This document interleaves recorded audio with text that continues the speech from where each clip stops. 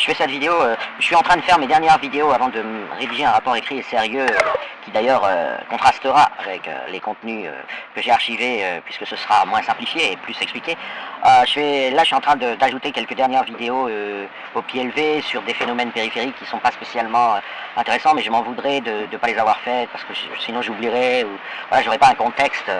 Alors là je vais traiter le problème des apostats secrets de l'islam, pour qui j'ai le plus grand respect. C'est bon, bravo aux apostats qui font leur coming out, hein. C'est le courage, mais c'est aussi une nécessité pour alerter sur le crime contre l'humanité, la mafia pédocriminelle déguisée en religion qu'est l'islam. Mais encore une fois, il ne faut pas jeter la pierre aux apostats cachés, enfin ceux qui font pas le coming out, qui en société se sentent obligés de dire qu'ils sont musulmans pour tout simplement éviter d'être égorgés par l'environnement, ce qui est la très très grande majorité des apostats. J'en vois parfois il se trouve que le hasard a fait que les 2 derniers jours, hier et aujourd'hui, j'en ai croisé chaque jour un ou deux. Il y en a, c'était pas le cas. Moi, je leur conseille de ne pas... Je sais que beaucoup de gens vous pressent. Je sais que beaucoup de gens leur mettent la pression en disant « faites le ménage chez vous ». Alors là, je vais dire un truc qui va déplaire à mon camp, enfin à mon mouvement anti-islam, au mouvement des apostats et des blasphémateurs de l'islam, et des gens qui souhaitent qu'un jour on retrouve la liberté d'expression. Mais c'est un yaka faucon qui peut être dangereux et qui est surtout inutile. Ils ne peuvent pas. Si nous, qui avons la plénitude de nos moyens, on se cache, on est anonyme, on n'est pas bridé. La seule chose qui nous bride, c'est on est tué. C'est si on est tué. Mais comment dire, on n'a pas de limite. On a apostasé ou on blasphème à plein carburant, de manière anonyme, en sachant que la condition c'est de ne pas être pris et de rester anonyme, puisque l'islam interdit le blasphème et réalise effectivement cette interdiction en exécutant, enfin sous peine de mort quoi. Et c'est appliqué en Occident. On cohabite avec l'islam qui interdit le blasphème et les gens respectent cette interdiction de blasphémer. Vous verrez jamais 2 millions, comme ce serait naturel, et comme ça serait arrivé si l'islam n'interdisait pas sous peine de mort le blasphème, vous verrez jamais 2 millions de lycéens avec des t-shirts avec une étoile aînée, enfin les caricatures de Charlie, etc. En France ou ailleurs en Europe, parce que c'est tout simplement interdit par l'islam. Il faut savoir que beaucoup de gens pensent qu'on est gouverné par Macron et les gouvernements français. Non, on est co-gouverné par l'islam et par les gouvernements élus légitimement. Donc nous, imaginez, si nous on ne peut rien faire, enfin on est en train de faire quelque chose, mais on blasphème de manière anonyme, on fait exister la documentation sur l'islam, on donne la vérité aux gens, enfin la vérité des textes islamiques, etc. On empêche, si vous voulez, les musulmans de dribbler, de dire ah ouais non mais il faut interpréter, il faut savoir parler arabe, enfin on freine un peu toutes ces escroqueries, et je sais qu'il y en a qui sont tentés de dire aux apostats secrets, ouais faites le ménage chez vous, et souvent ils ajoutent les musulmans. C'est idiot, vous vous adressez à un apostat, il est juste contraint de dire qu'il est musulman parce qu'il sait ce qu'il risque s'il officialisait son apostasie, donc il est, voilà, et d'autre part il n'a pas la puissance de feu, il n'a pas la force de feu. Comment voulez-vous qu'il fasse alors que ses parents, ses cousins vont peut-être l'égorger s'il dit qu'il a quitté l'islam, comment voulez-vous qu'il fasse pour faire quelque chose? Alors oui, il peut ouvrir un compte anonyme et taper sur l'islam, il y en a beaucoup qui le font, et qui dans la vraie vie passent pour des musulmans, vont même à la mosquée, etc. Mais je veux dire, c'est assez contre-productif dans la mesure où ils n'ont pas la localisation géographique, ils sont entourés de Daesh ils sont entourés de l'islam véritable, si vous voulez, dans les cités, etc. Ils ne peuvent s'en échapper que par le diplôme, le déménagement. Je parle de ceux qui simulent être musulmans. Ils peuvent s'en échapper qu'en montant, c'est quand même pas, si vous voulez, nous on peut s'échapper en prenant un train. Vous voyez, et puis surtout on n'habite pas à côté, on les évite. Donc ils ont beaucoup moins de puissance de feu, et surtout ils sont parfaitement identifiés comme apostats. C'est juste du non-dit. Mais Barjafil l'a rappelé, tous les spécialistes de l'islam l'ont rappelé, vous avez des textes islamiques qui sont parfaitement appliqués par les talibans, par Daesh, l'islam chiite est parfaitement appliqué par les mollahs iraniens, il n'y a qu'un islam, c'est celui pratiqué par les organisations terroristes et les monstres pédocriminels officiels qui dirigent les zones qu'ils ont pu y prendre par la force.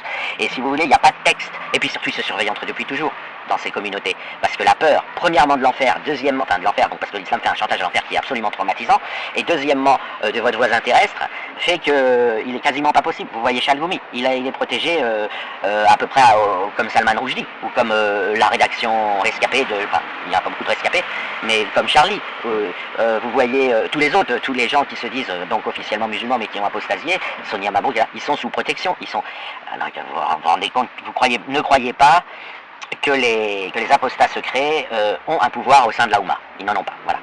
Et je sais que... Alors pourquoi j'ai dit c'est inutile, maintenant je vais dire pourquoi c'est dangereux.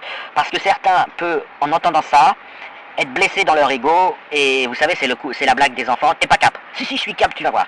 Et donc si vous faites du t'es pas cap aux apostats secrets, donc qui sont musulmans officiellement, et qui vont devoir simuler une réforme de l'islam, genre tous les délires islam de France, toutes les conneries qu'on entend pour le politiquement correct, ils peuvent se mettre réellement en danger juste par orgueil, pour essayer de dire je fais quelque chose pour résoudre ce problème. Vous voyez? Et ça peut arriver sur des millions, c'est très minoritaire, mais ça peut arriver que sur des millions de gens, vous ayez un glampin, donc apostat secret, officiellement musulman, qui dit moi maintenant j'en ai marre, je vais pousser un coup de gueule et je vais dire que le vrai islam c'est pas Daesh, les talibans, etc.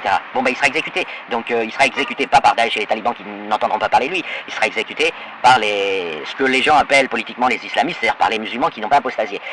Donc vous les envoyez à la mort en jouant sur le TEPACAP qui peuvent parfois déclencher des réactions de gueule. Par ailleurs, je rappelle que apostasier est un processus extrêmement difficile parce que l'islam est une maladie extrêmement grave et que vous ne savez pas à quel moment de la vie de la personne vous êtes en train d'intervenir. Elle n'a peut-être pas réglé complètement son apostasie. Vous avez énormément de musulmans qui n'ont pas lu les textes, qui n'ont pas lu le Coran, par exemple.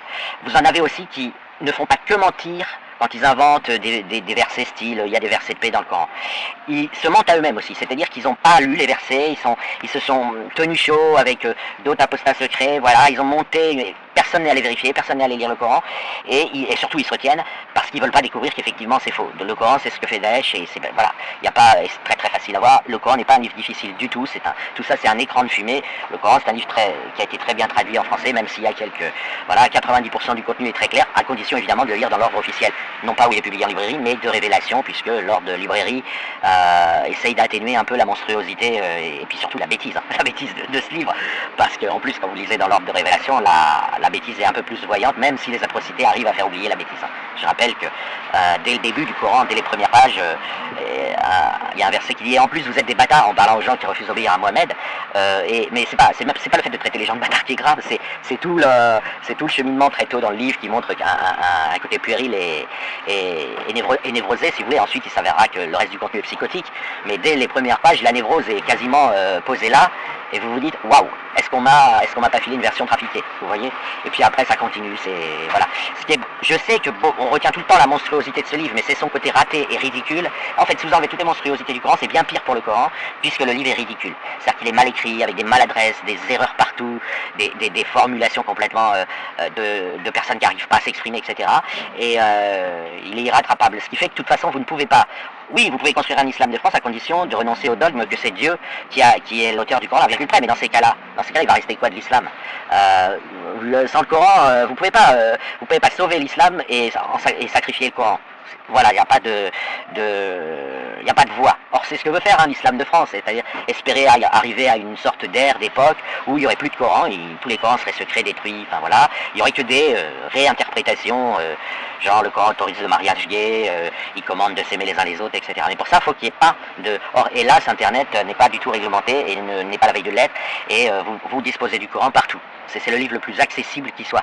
Vous tapez Coran, vous avez tous les versets dans l'ordre que vous voulez, à peu près sur des centaines et des centaines de pages internet. Donc il n'y a pas de voie, et par ailleurs, l'islam n'a pas de clergé, les mosquées, ils savent entre eux que l'imam c'est bidon, c'est de la cérémonie, mais ils savent très bien que les imams c'est des... Voilà, c'est une version en robe et claquette de la costéenne bas du front, et... Ils savent entre eux. C'est la peur de brûler vif éternellement après la vie terrestre qui les oppresse. C'est pas de prendre au sérieux leurs congénères. Ils se savent entre eux des bouffons. Nul n'est prophète en son pays, comme on dit. Et donc, la perspective d'un islam de France, tous les délires qu'on peut entendre, de différence islamisme, etc., c'est une voie sans issue. Donc oui, par politesse, c'est bien de temps en temps de le dire, parce qu'il y a des gens qui n'aiment pas... voilà, c'est une question de politesse. Mais c'est pas... Il faut faire attention de ne pas en faire une illusion politique. Ok, tout le monde sait bien, les musulmans les premiers, que l'imam Chalgoumi n'est pas un musulman modéré, mais qu'il a évidemment apostasié, ça ne trompe personne. Et puis tous les, voilà, Sonia Mabrouk pareil, etc. Zineb qui a fait sa réapparition subite, capturée et menacée par l'islam. L'islam menace de tuer sa fille en la brûlant vive si elle ne fait pas des communiqués qui lui sont dictés. Si vous voulez, ils se sont même pas cachés. Elle est réapparue le 13 novembre. Ok, le 13 novembre, c'est-à-dire qu'elle n'a pas tweeté pendant des années, et puis pof, le 13 novembre, elle dit, je vous annonce que j'ai changé. Vous réapparaissez pas le 13 novembre quand vous faites quand vous êtes sincère, vous voyez, il n'y a aucune utilité, il n'y a aucun rapport entre le Bataclan et son soi-disant attachement pro-Palo, qui est un attachement de longue date et qui était structuré autrement. Donc ne rêvez pas, voilà, l'islam c'est une mafia qui certes n'a pas besoin de publier et de rendre évident que c'est une mafia à tout le monde, mais qui savent très bien identifier les apostats secrets. C'est-à-dire qu'ils les identifient pas à la condition que les dits apostats ne s'expriment secrets, donc ils font semblant d'être musulmans, ne s'expriment pas. Mais si vous vouliez avoir une audience politique, même minime, vous vous retrouvez pisté exactement comme les vrais apostats officiels et comme les blasphémateurs. Vous faites pas d'illusions. Et je parle surtout aux gens extérieurs qui mettent la pression aux apostats secrets en faisant semblant de croire qu'ils sont musulmans. Bon, c'est bien, c'est sympa, mais pour les salons. Voilà, c'est pas un truc qui a une pérennité politique.